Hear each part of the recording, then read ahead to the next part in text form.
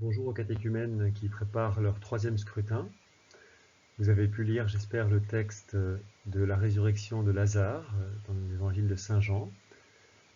Il vient compléter, terminer ces trois étapes des scrutins avec d'abord le texte de la Samaritaine où Jésus se révèle comme le chemin et il vient éclairer tout ce qui dans nos vies est erreur ou désordre.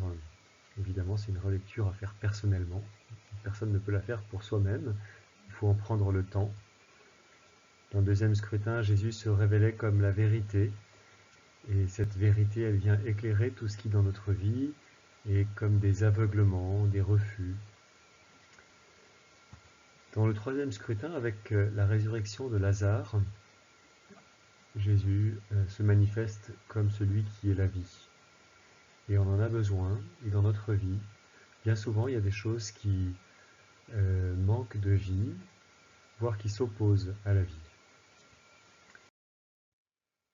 Alors, avec Lazare, Marthe et Marie, laissons Dieu scruter notre cœur. Dans la première étape, les disciples ont du mal à comprendre pourquoi Jésus va à Jérusalem à la rencontre de ses amis. Bien sûr, il veut accompagner ces personnes en deuil, mais c'est très dangereux pour lui. Et alors, les disciples de Jésus sont un peu déboussolés, ils sont un peu perdus. Et ce qui les perd, c'est la peur. Face à la vie, il y a parfois des peurs qui se présentent comme des obstacles, qui nous bloquent, qui nous paralysent ou qui nous déboussolent. Il y a Thomas qui dit bon bah puisque Jésus y va, nous aussi on y va et puis on va tous mourir avec lui, tant pis. Voilà. Lui, Jésus, c'est pas qu'il soit téméraire, qu'il fasse des choses qui soient de la folie, mais il a une profonde confiance en la vie. Et il dit pour que vous croyiez, allons auprès de lui. Jésus avance dans la confiance. Alors on peut prendre le temps de la relecture. Qu'est-ce qui dans notre vie est manque de confiance en la vie? Comment est-ce que dans notre vie, il y a des obstacles qui nous font perdre cette dynamique? Quand Jésus s'approche de Béthanie, la première personne qu'il rencontre, c'est Marthe, la belle figure de Marthe, qui vient en premier vers lui. Et Marthe, elle a des questions à poser à Jésus. Si tu avais été là, il ne serait pas mort. Je sais qu'il ressuscitera au dernier jour. Et pourtant, ces questions et les réponses qu'elle y donne déjà ne lui suffisent pas. Ne suffisent pas à lui redonner l'espérance. Sans doute que ces espérances étaient des espérances trop humaines. Combien de fois, nous aussi, dans notre vie, on se donne des raisons de vivre trop humaines. Son confort, ses petites certitudes, ces relations qui nous rassurent, ces choses qui nous rassurent dans nos relations avec les autres, dans notre regard sur les autres ou sur la vie, sur nous-mêmes.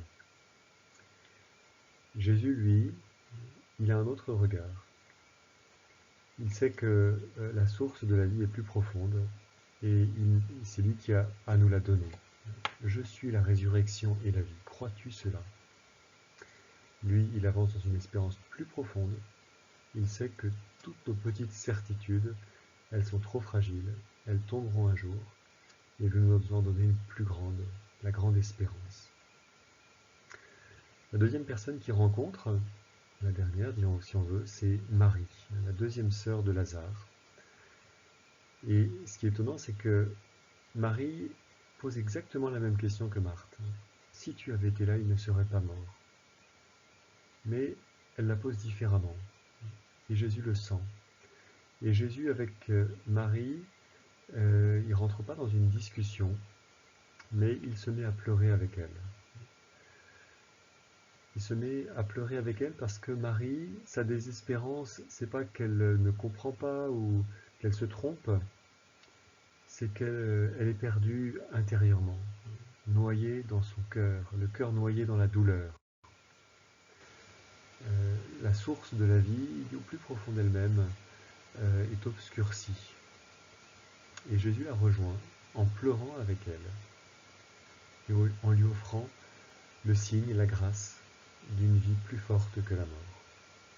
Alors, on pourrait dire, cette résurrection de Lazare, c'est presque trop beau.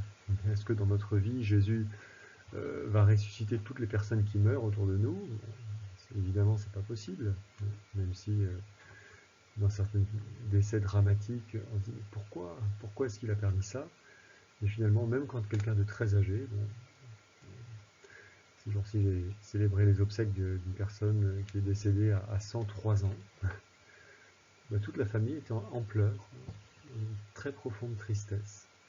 Le mystère de la mort nous bouleverse tous, le mystère de la vie, de la mort nous bouleverse. Et la réponse de Jésus, c'est pas d'abord de résoudre le problème à coup de résurrection, mais c'est de remettre en notre cœur la source de la vie. Jésus avance avec un amour qui est source de vie. Et il veut nous le partager.